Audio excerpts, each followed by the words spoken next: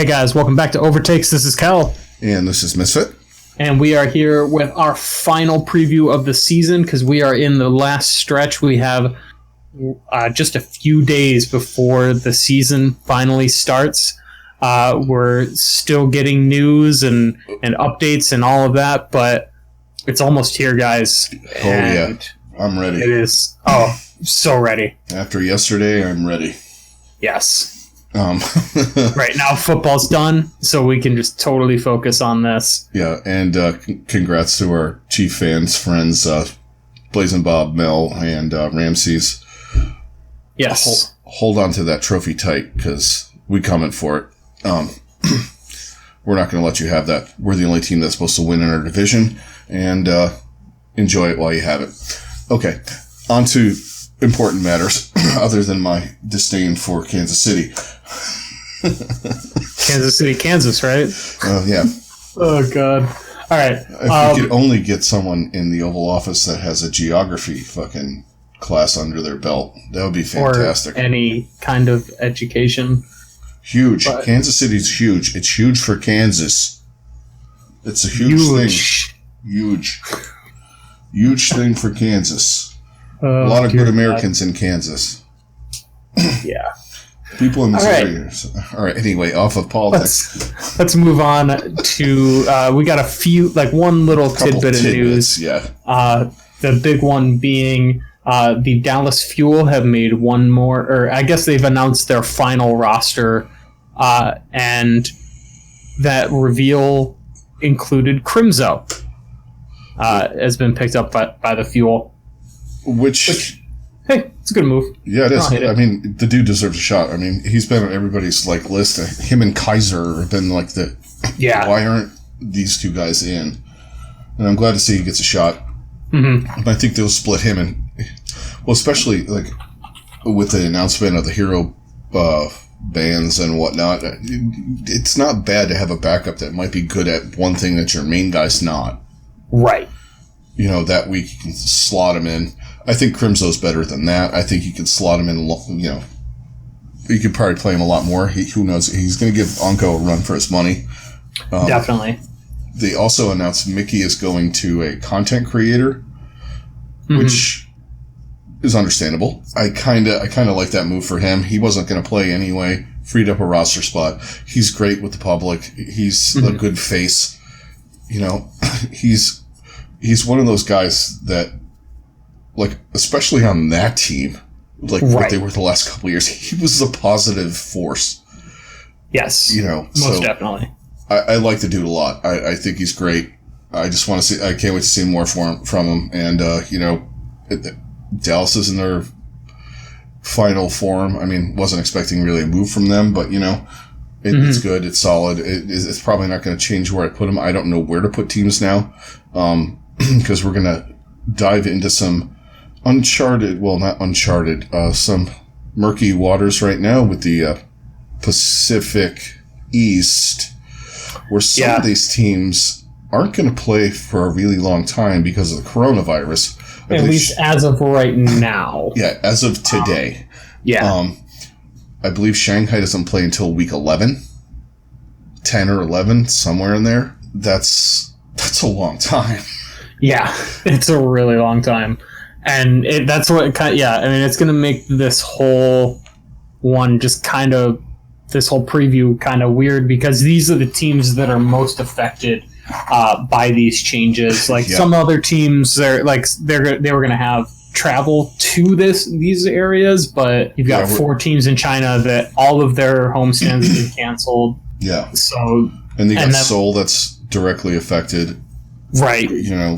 Because they were going to be at just about every one of those homestands. I mean, obviously their homestand is not affected as of now, but it's still.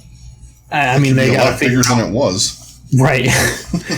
And they got to figure out where some of these games are going to be played. Are they going to push them to further out into the league year, or are they going to play them elsewhere? Or online? Or at the worst case scenario, doing it online. With all the aspects that are involved, it might happen. because it I mean, we talked about this at length on the last episode. Check it out. But you have to get teams there. You have to get teams back. Now, when you get into March, you have hero pool shit. Mm-hmm. So Absolutely. You're talking all kinds of crazy stuff. But let's dive into the Pacific West. We are going to go, as we've been doing, alphabetical order. So we are going to start with the Guangzhou Charge. Oh, the East. The East? God damn it. Sorry, off my game. Apparently, I've been talking to Kyle Shanahan today. Start off strong and finish weak. Okay. All I got to say about that. I'm going to stop running the ball now. Oh, God. I got them. I'm full of them today. Okay, so they kind of did a roster overhaul. A little bit, yeah. Yeah. Their strongest... All right, they have Eileen, Happy, Nero are going to be your three DPS, which is a fantastic rotation. Oh, absolutely. They brought in Neptuno to play main support, along with Chara, and then you have Wea and Shu. Shu is probably not going to sit down. Yeah, no. I mean, the only time I don't expect to see Shu out there is on days where they just want to give him a break. That's really the only way that he won't be playing. Because he is this team. Yeah. He's up there with the Jonax and, those kind of guys. That type of, flex support where, you're going to want to play him and all that stuff all the time. He's your... If there's any such thing as a carry support, he is that. 100%. Yeah. Where I think you're going to see the fluctuations is Chara and Neptuno. I think you're going to see them in and out. Yeah. Especially weeks when you have to run Mercy. Mm-hmm. After we get the hero pool thing. Yes, absolutely. So, obviously you're going to see Neptuno. Their DPS line is pretty filthy with Nero, Happy, and Eileen. You got some really good players. Eileen, we got to make sure he's got his head on straight. Yeah, exactly. I was trying to think of the words for that. Thank you. But Happy, you got a fantastic Widow, all around hit scan guy. Nero can play a whole bunch of heroes. Right now, as we stand, we need big hero pools. Yeah, that's one tricking is not going to work anymore. Obviously not. Unless you're like a one-trick Widow. I do think as far as support and damage that they're in pretty good shape with the hero pools and everything of how this season is looking like it's going to shape out. I think that they have a lot of flexibility there. Where I really worry about this team... They only have two in Rio and Krong, and Krong is phenomenal from what I've heard. We'll see. Rio, I would say, from what we saw from him last year, he is... average to above average. Yes. That's exactly where I'd put him. He is a very serviceable tank. Hopefully Krong will be able to kind of pick up anything that they are missing in that department. I would say he's probably the weakest link on the team, Rio, right now. Yeah. And I think that really comes down to... because there were definitely characters he was stronger on last year than he was on others. So I think his flexibility is definitely going to come into question. Yeah. I would honestly not be shocked if this is a team that at some point ends up picking up Bumper. Yeah. Just to have another option too. Mm-hmm. Especially with the hero pool. Yeah. Because Rio he did well enough in Goats, but he shined when he was playing, he played a really good ball. He was decent enough on Orisa. Who knows what you're going to see week to week.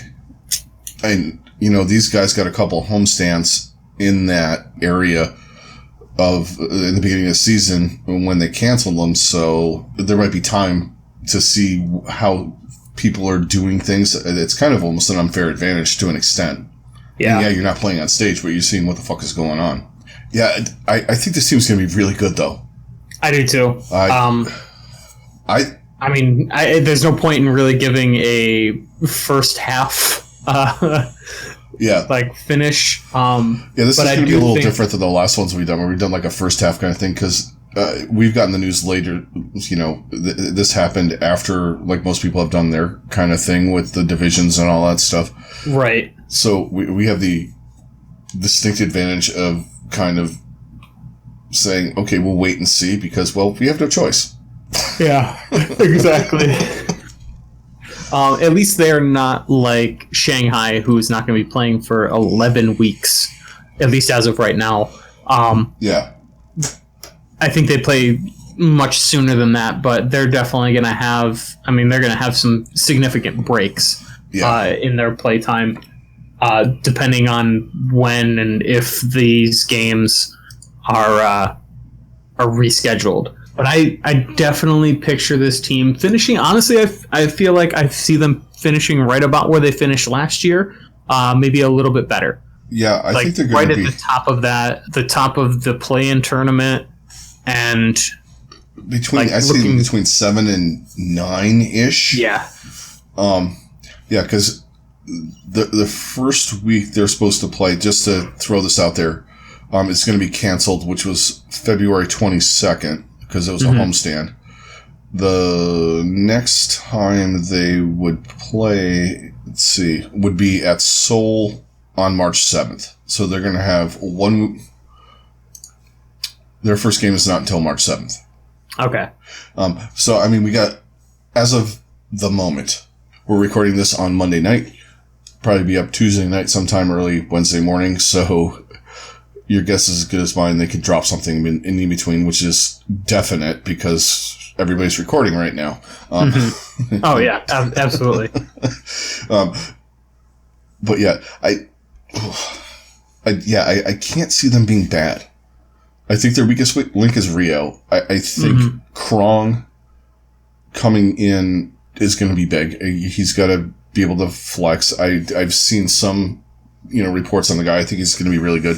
I think he's their X factor.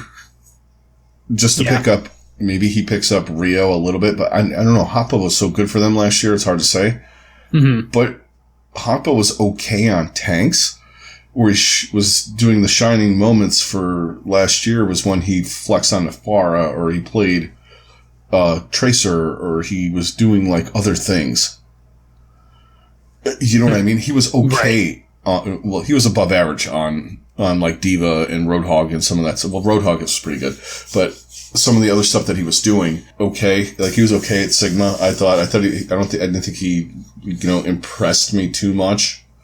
Krong is going to have to be that guy in the tank line to just pick it up. I think it might benefit Rio depending on, when they play and what they're playing. That's got to be a mess for these guys. I'm sorry, just to go off the topic for a moment. Yeah. Okay, so you're planning for a meta for the first 6 weeks. Now you don't have any games, and by the time you're playing, it is literally the week that hero bans go in. Yeah. So what the fuck do you do then? Yeah, it's going to be interesting and weird. Yeah. It's definitely going to add some unwarranted spice. Right. Later on in the season, our shows could be a little bit longer. Just warning you guys now. Yeah, for sure. Okay, so yeah, we see them right outside that, definitely in, and I could see them making it into that too. Yes. Yeah, I see them at the bottom of the definite in, the top of the play in. Yeah. Is kind of where I see this team finishing. Yeah, depending on, what goes on with their schedule and all that. We'll see. It could screw them up. It might not. Right. Who knows? Okay, so let's move on to the team we skipped over, which is Chengdu. Oh, shit. I forgot about Chengdu. My alphabet skills are off today. Okay. Fucking hell. I just wanted to jump into Guangzhou because I like talking about them because I'm kind of excited about them a little bit. Oh, yeah. I'm very excited to see what this team does. Gatorade Frost in hand. I'm ready to go. All right. So, Chengdu. I mean, not a lot of changes, but a few key ones. I think really the big thing for this team is I think they have a lot of versatility, but I'm really interested to see if they can bring any kind of consistency, because that was always their issue last year. Is from game to game, you never knew if you were going to get good Chengdu or bad Chengdu, because you never got anything in between. There was never a moment where you're like, oh, this team looks great, but they're just not winning. Yeah, you're just like, okay, they're doing things. I don't know what the fuck it is, but it's working. It was either they're dominating or they're getting dominated. Like, there was very little in between. But then there was also moments where they were dominating and it just looked like, you're like, what the fuck is even happening? Like, I don't even know. Things are happening and they just won? It's like, you guys all play the game. It's like when you go into a game, and you get with this team and you're playing like Roadhog and Diva and someone's playing fucking Torbjorn and you're just like, all right, this isn't going to work. You go and you're like, holy shit, we're rolling. Right. And then you all hook up for the next game and then you're like, oh wow, we just got absolutely smacked. Right. That is 100% this team. Okay, oh my guys, God. GG. I'll see you later. Yeah. It was fun while it lasted. They didn't change too much, and they brought in a couple of... I mean, they released Jakirin, who was supposed to be their main tank to start, but the Yoda Chad took over with the ball strategy and all that.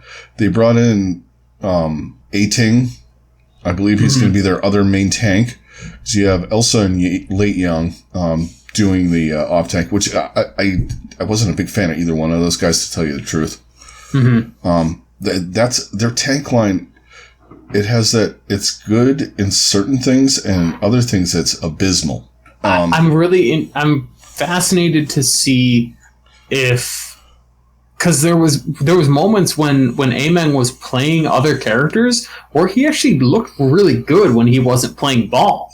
Yeah, I mean, he had some moments where he was playing Reinhardt in Orisa where he looked pretty good. Yeah, so I do think that he has the talent to play pretty much any tank. It's just a matter of does he have the practice and all of that to really bring it all together? Because if he does, and if he spent the whole off season really working on his versatility, which I feel like all these guys had to know that things, at least not the hero pool itself, but I feel like they had to realize that versatility was going to be more and more of a key.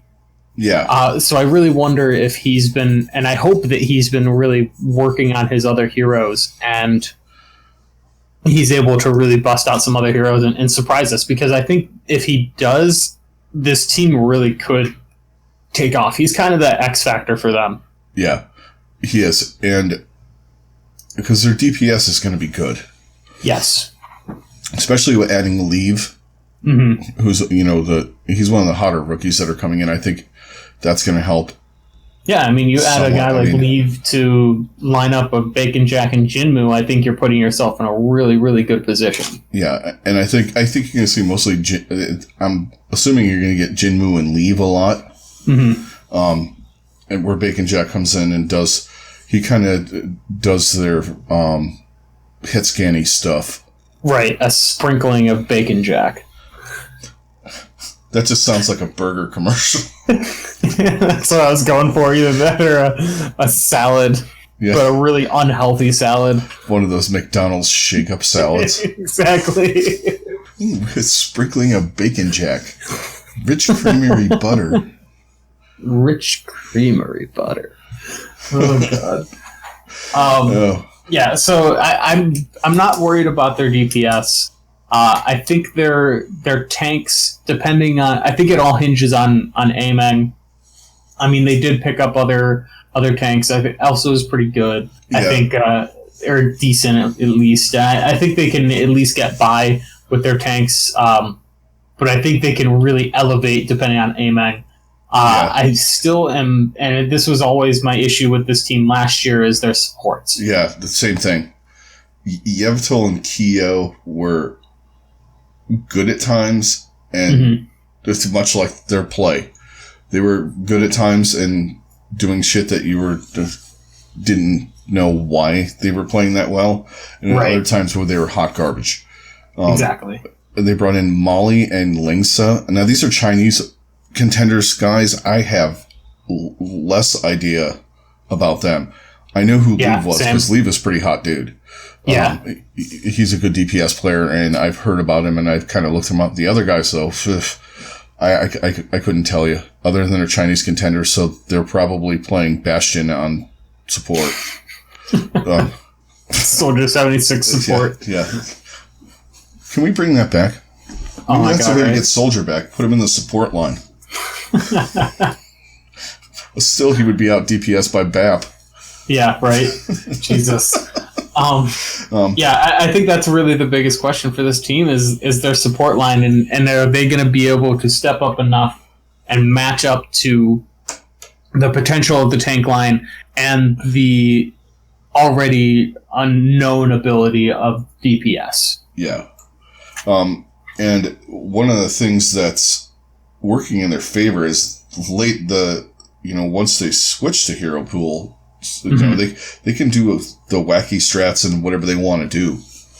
Right. I do think that actually is going to benefit this team a lot, because a lot of teams aren't really going to know what anybody's going to be doing, and this team thrives on chaos. And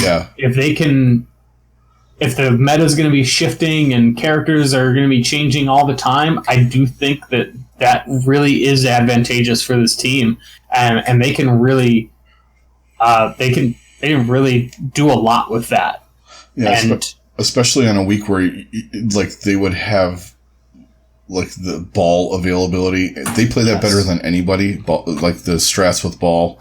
If they ban a Reinhardt or an Orisa or both, or however they're working, however it ends up working by the time you get to some of those points. But yeah, I think it does play in their favor a little bit. I don't think it's enough, though. I know a lot of people are high on them. I don't think they're going to be bad. No, I don't think they're going to be bad. I do think they're going to be a little more consistent this year, but I still see them as being probably towards the bottom of the play-in really about...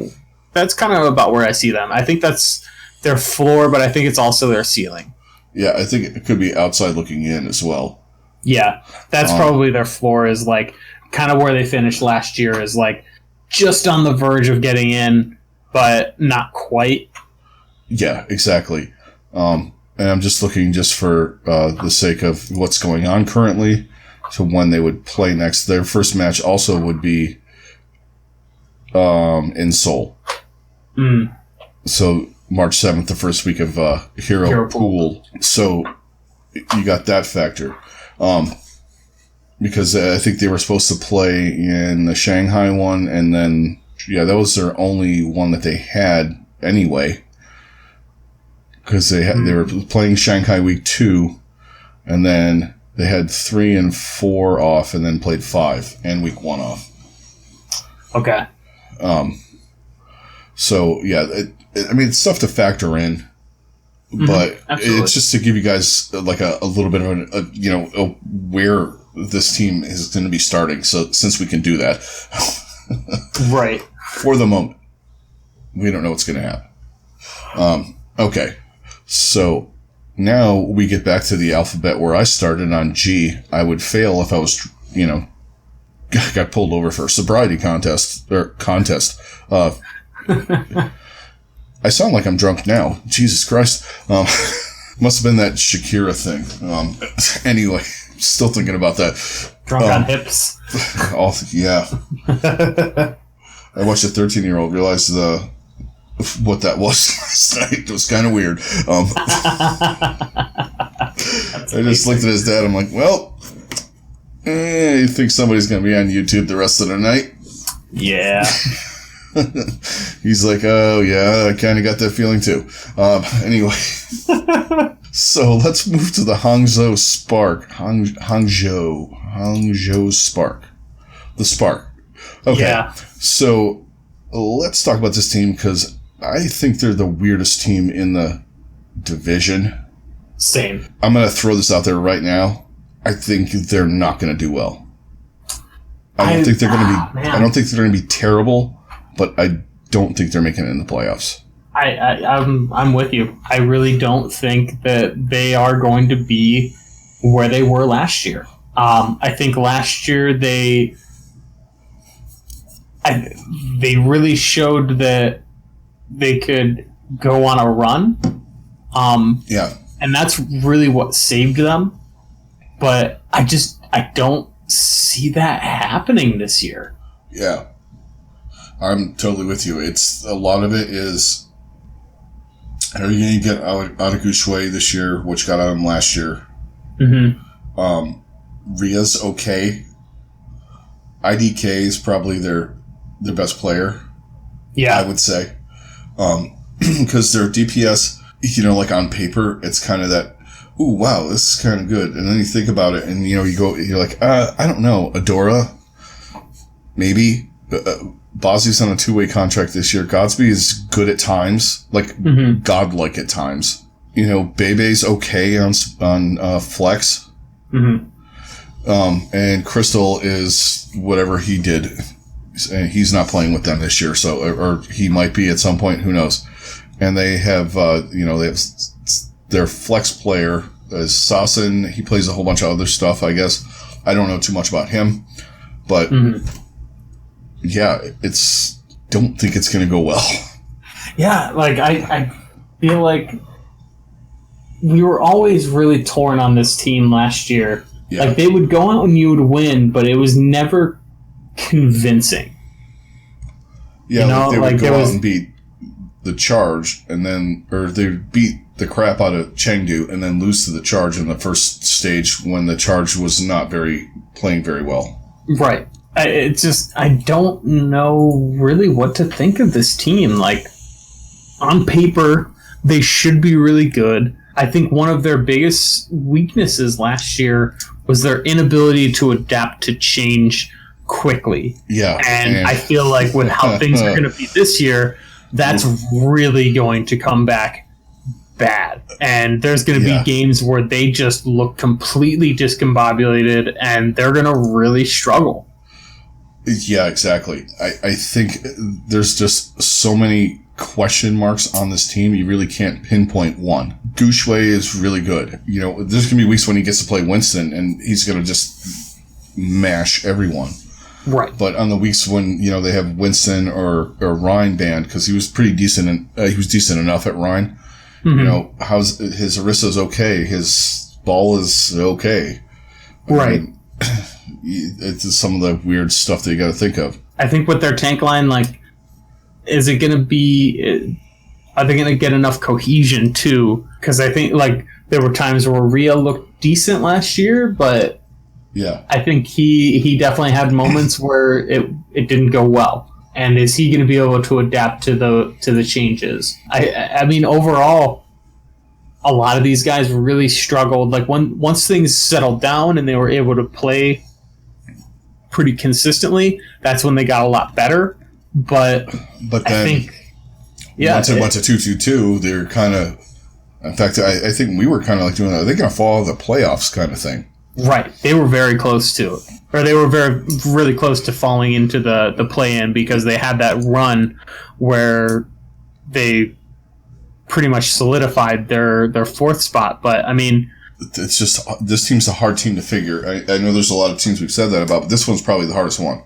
Yeah, I agree. Because I can't pinpoint a guy on there that I'm going, this guy could carry them.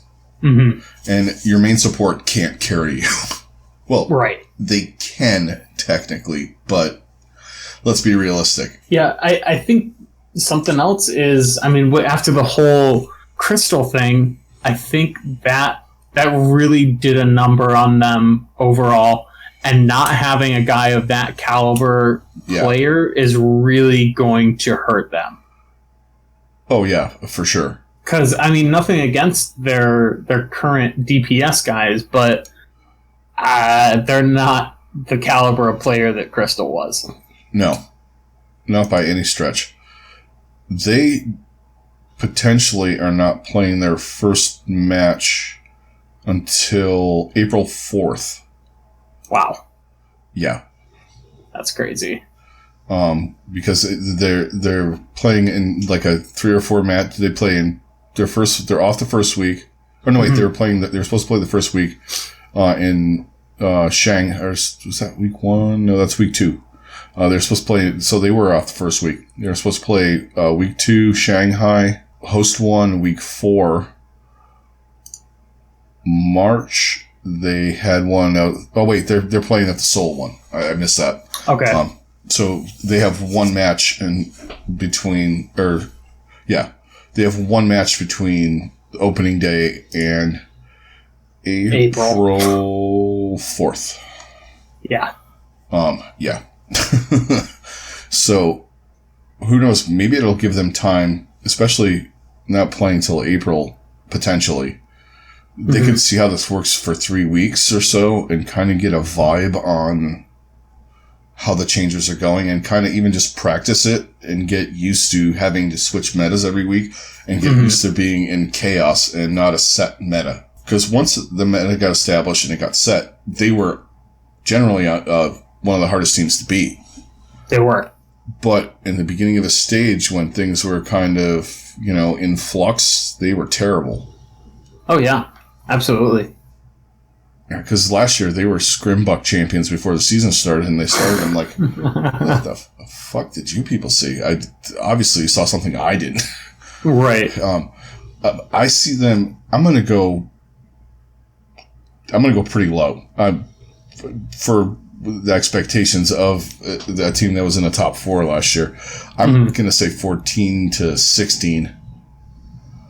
Damn. I don't know if I'm going to go that low. I would probably put them in the 12 to 15 range. I think towards the bottom of the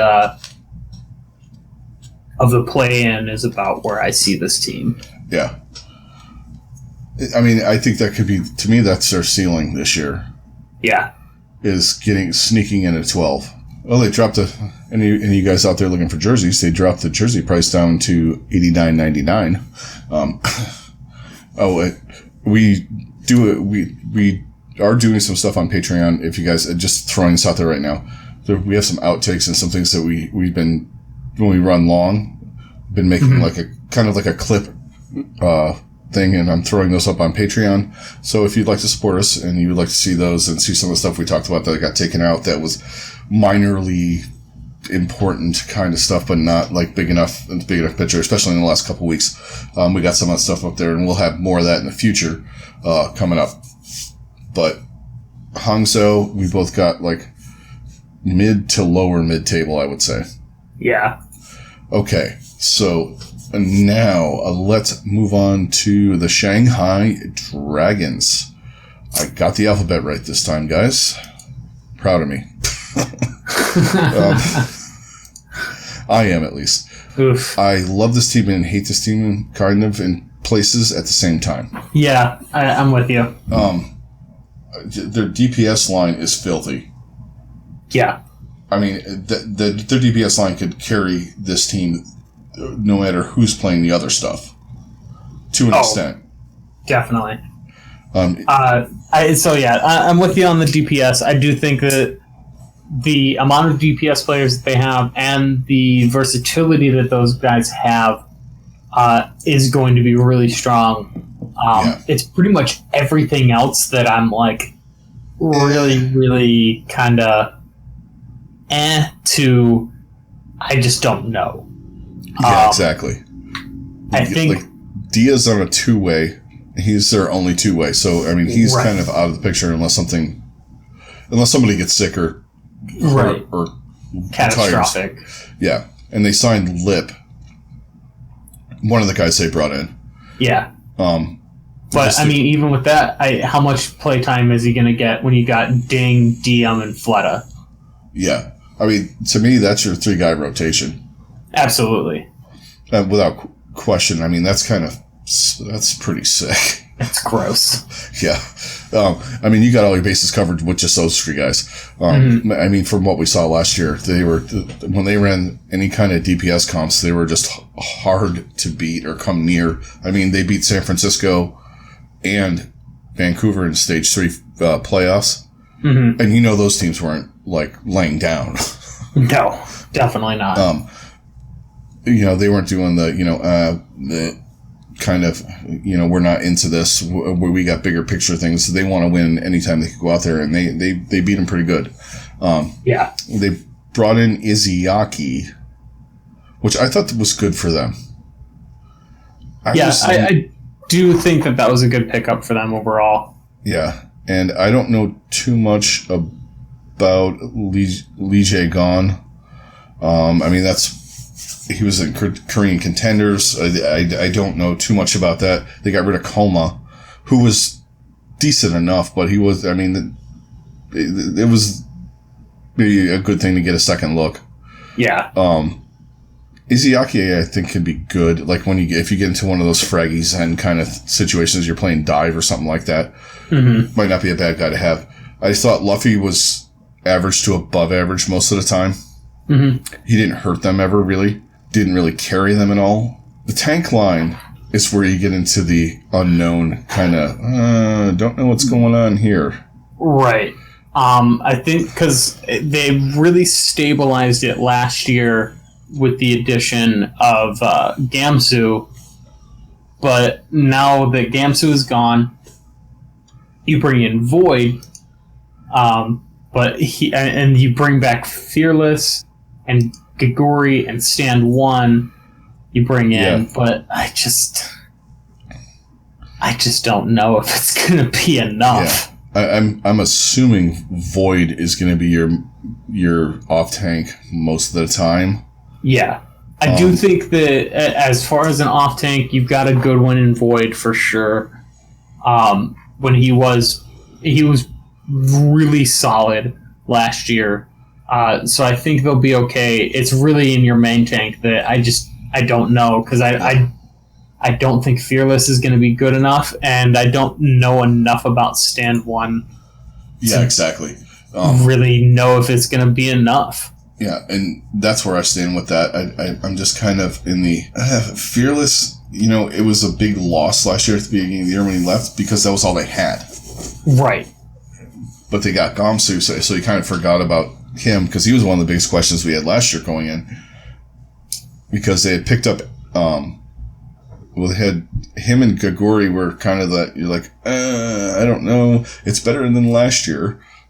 Right. Which, you could have put me and you and two other guys out there and could have said, better than last year.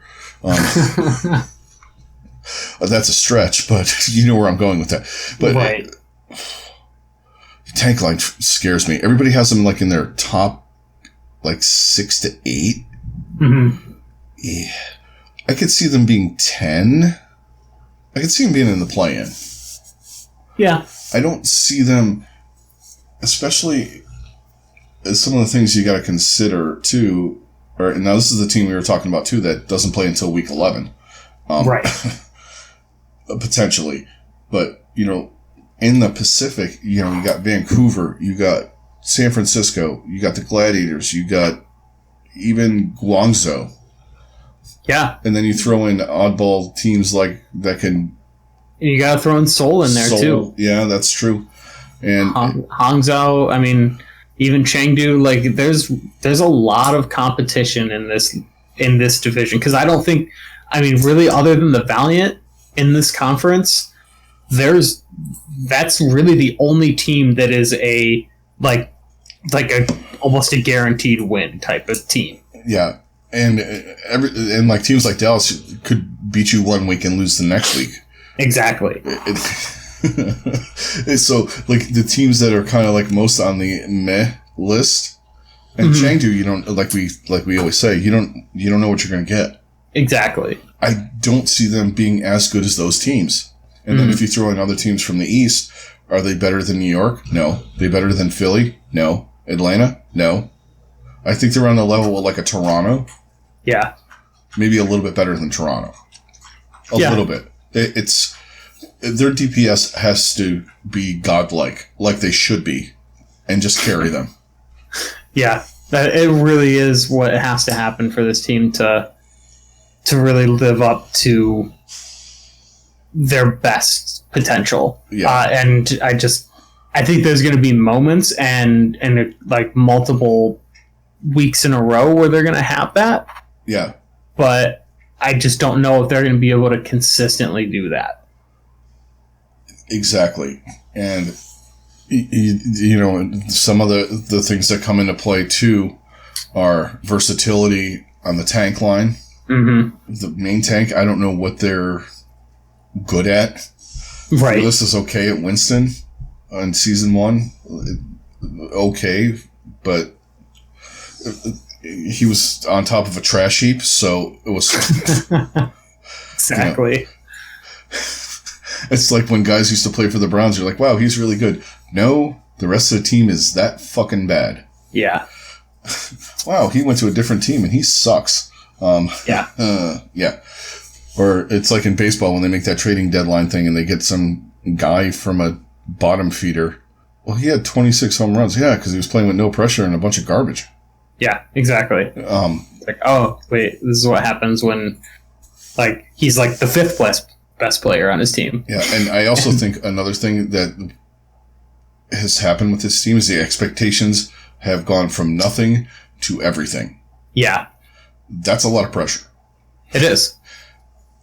I mean, they had a lot of pressure on them last year just to get some wins, but once that ended, I think that kind of took a lot off of them, and people just kind of were like, all right, if they win, they win. If they don't, whatever. Like, they weren't expecting anything either way.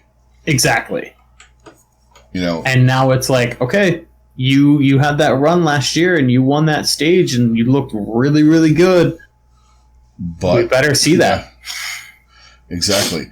And I think one of the things, too, that people underestimate with Guangzhou is he's a good leader. He was. And he's not like a rah-rah leader kind of guy. He's kind of a lead from example kind of chill dude, you know, like in pressure situations. But I also think he's not one of those people he's not afraid to do the other kind of thing. Yeah. But he's one of those guys that, like, teams that are on, they play good. I mean, people can say about mechanics and the skill and on this hero, on that hero. Generally, who's on a team, they play good, and that says a lot of other things about a player. It does. But yeah, I'm seeing them. I'll go play in with them just because their DPS is so damn good. Yeah, they're gonna pull some things out. I'm thinking play in for this team. Yeah, because if you get any situations like with the hero rotations where you get like no barrier tanks or anything like that. Oh God, watch out! Yeah, I would. So I'm going to put this team at about I'm going to say between 9 to 12 is where they finish this season. That's fair. I would go fair with that. Yeah. All right, so we got one more team to go. Yes, depending on yada yada and what have you with the schedule. I mean, we know they're the one team that's not going to play until. God, the week of the Toronto homestand. Jesus, that's crazy. Yeah, that does things to the mid-season play-in tournament too. So we'll see how that goes. Right, because they also have that. I mean, you can't really screw that thing up either. The integrity of that and we went over all the, you have to take care of the people in China first. And that definitely. You just got to figure out a way to circumvent that somehow. Whether you have to just move them all permanently for the year somewhere or something. So let's move on to Seoul. This team has made some changes.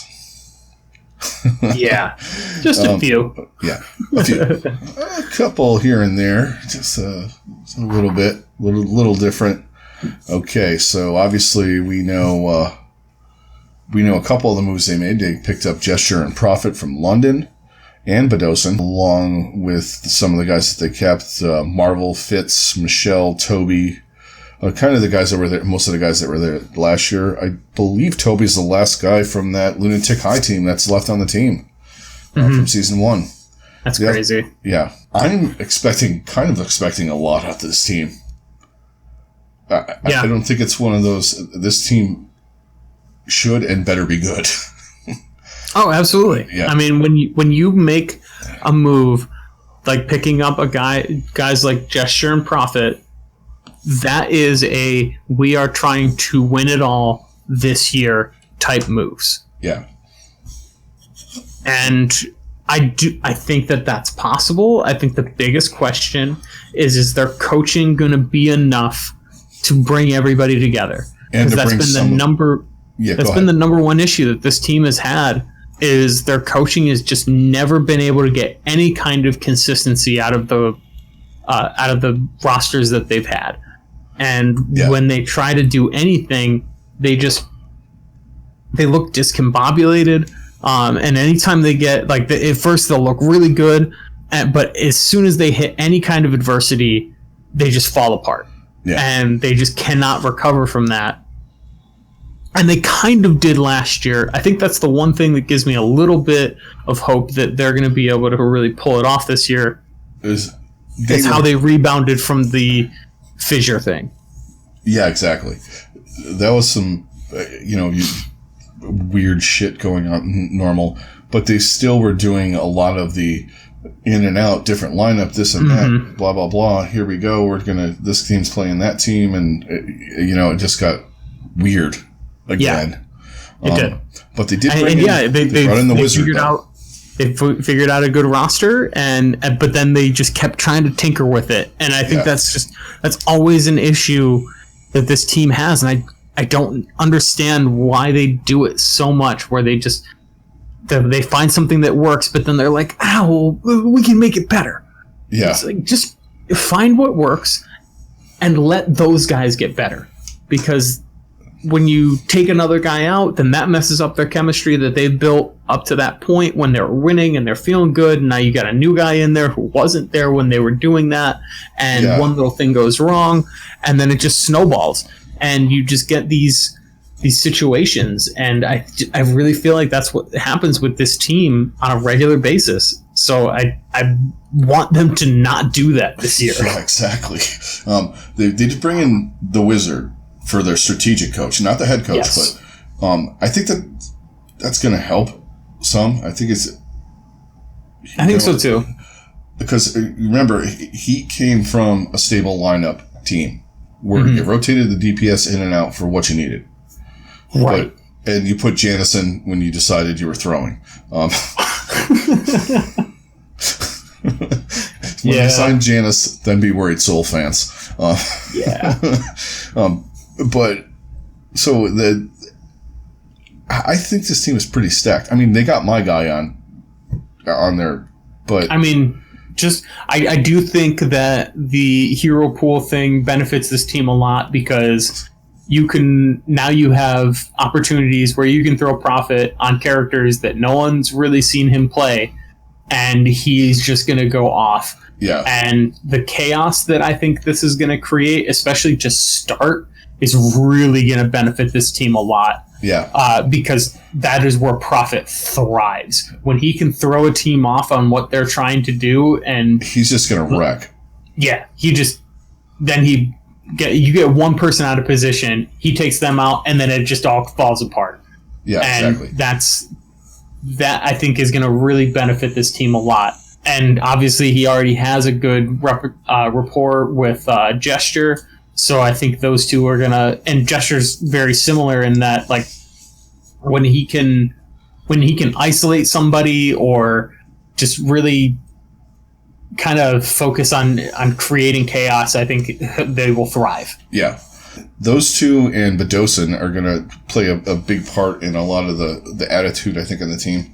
The only thing I think I said, when we were doing our hot takes, sometimes that causes a little bit of division. When you have three guys from one place going into another situation. But hopefully it doesn't happen. But I think they have some players, and, after looking at it, a lot of people, including me, they're like, who the hell's Prophet going to play with? Fitz and Alyssa aren't terrible. No. I mean, definitely not. Yeah. I mean, your hard carry is going to be profit no matter what. Just give me someone that can play Widow once in a while and, play whatever the other hero is depending on, your bans and your whatnot. And I don't want to say that they're really weak at any point, but like their supports are, I mean, these are like OG supports. You got Toby and Badosin. Right. That would be the weakest part of this team, and I don't think that's very weak at all. Oh, definitely not. Tanks, depending on the weak gesture, might be a little off. Some of his things are okay, but I think they could pick it up, because if he gets to play, it's one of those things. He gets to play like Winston and stuff like that. It's just going to be over. You get him back on something comfortable. But you want to think these guys are comfortable on that stuff. Mm-hmm. Like, all right, yeah. Well, Jester gets back on Winston. Well, what the fuck? When was the last time you played Winston? Stage 1 when they were screwing around with monkey goats. Absolutely. So, where do you see these guys? So this is going to be kind of a big range, just because I have to factor in. There's so much I have to factor in, but I think that their ceiling is top 3, but I think their floor is barely squeezing into the play-in. I kind of almost am on that. Thinking like probably like 12 to 13 is their floor. So they're probably gonna be in the play-in at the very least. Yeah. But it's just so hard to tell, and it really depends on how well managed and coached they are. I think is going to be the biggest factor for this team more than any other team in the league, because that's been what has been the downfall of them since their inception. It's overthinking and tinkering too much. Yes. Instead of letting these guys play, which you're kind of going to have to do. Yeah. With the hero pool thing. I mean, that could even change the way they're working it, but week to week, right now, as it starts, you're going to have to come up with some things, look at the meta, or look at who's out, and say, all right, let's try this. Or, what do you guys... The ideal thing is, what are you guys good on in this pool? I mean, you're going to know most of it, but, all right, so the DPS is, your top 2 heroes are out. What can you do? Mm-hmm. It's stuff like that. And then just let them play. Because... Yeah. I mean, that's depending on where they're playing and all that kind of stuff. I think they play sooner than other teams. Their first match is going to be... I could be wrong here. Their first match is going to be... I'm into March 28th, and they're all Chinese. Oh, wait, they're homestand. The 7th. Yeah. Basically, most of these teams are going to play at that homestand, because Guangzhou, Hangzhou, and Chengdu are all in it. Mm-hmm. In Seoul. So, that's the first you're going to see of them. So, the first month, they're out. Yeah. Which, Absolutely. Hey, a team like that might not be bad. Mm-hmm. Oh, for sure. All right, guys. That's going to be it for the Pacific East preview. So, we've gotten all the previews and, where we're looking at teams and all that. So, we're going to do something different. Starting on, this will be show. The next show will be up on Friday. We're going to start talking odds with the Overwatch League. We're really into a lot of the aspects of that kind of thing in regular sports. A lot of people do fantasy, and I'm terrible at Overwatch League fantasy. Yeah, I've always been. Same. I mean, you guys have heard me talk. I lived out in Vegas. I like talking odds and talking, point spreads and, betting and that kind of wagering. So we're going to kind of bring some of that flavor in a little bit into OverTakes. So roadmap to start, and we want to get your feedback from this too. If you guys like it, you don't like it. We want to hear what you think, because we want to bring you content that you guys want to hear and see and that kind of thing. Starting Friday, on the episode you guys are going to get on Friday, we are going to be doing We're going to throw you our, I guess, our power rankings with teams that aren't playing and all kinds of other stuff. Just a thumbnail so you guys can see, because we've been saying, we think 12 to 14. We're just going to run through that really quick, and then we're going to dive into the futures odds for the season. We're going to start with the teams, and we're going to give you picks that, where we would say throw a few coins for the beginning of the season, to win the league. We'll tell you what we think are value picks, that kind of thing, where you could potentially make a lot of money, or show up your friends, however you want to work that angle. And we might even do some kind of contest. We haven't gotten there yet, but we'll definitely let you know on that episode. And then Saturdays, and before the matches start, we're gonna have our picks, since we have less matches. Some weeks are gonna be a lot less. Yeah. But we're gonna have like a little, probably 15-20 minute show where we give you our picks, talk odds on the matches, all that kind of stuff, and get you ready for get you ready to dive in and start watching the league. But that's going to be it for the previews. Thanks everyone that's on YouTube. Thank you for watching. All of your likes, comments, all that kind of stuff are greatly appreciated as always. Please hit the like, hit the subscribe, and hit the bell if you're new. It would be greatly appreciated. Everybody in podcast line, thank you very much for listening. It's always great when you guys leave us a rating, talk to us, tell us what you're thinking. And we are going to be, like I said, back at you at the end of the week.